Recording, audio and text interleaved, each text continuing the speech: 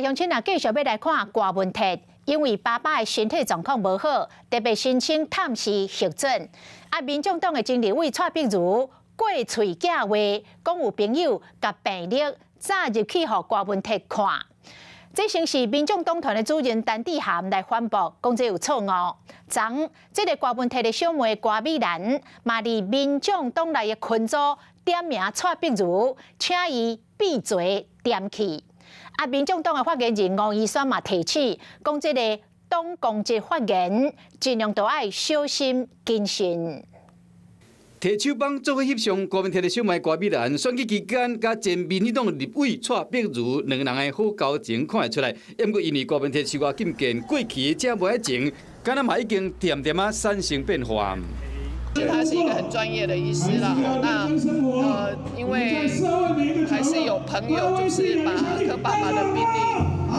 带进去给他看。就是这话，和挂界人挡袂牢。根据了解，民进党代表萧宪义昨伫内部的群组，抱蔡碧如接受访问影片，郭美兰伫下晡4点53分，随甲讲，请转告蔡碧如，请伊点去，莫阁讲到因兜的人，讲伊无资格漏涉因老爸病情，请毋通做一个互伊感觉讨厌的人。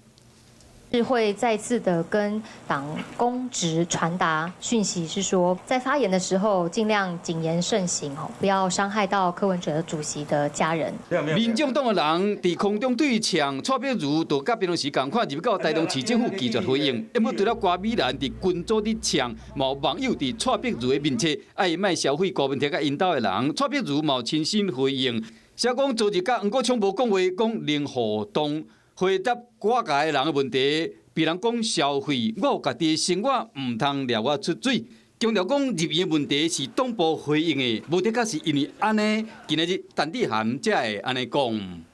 18号的半夜有见到，有去看了，有非常多的错误的地方。主席无伫厝的期间，党内同僚本来应该共同对外，却因为郭文铁去病院看因老爸，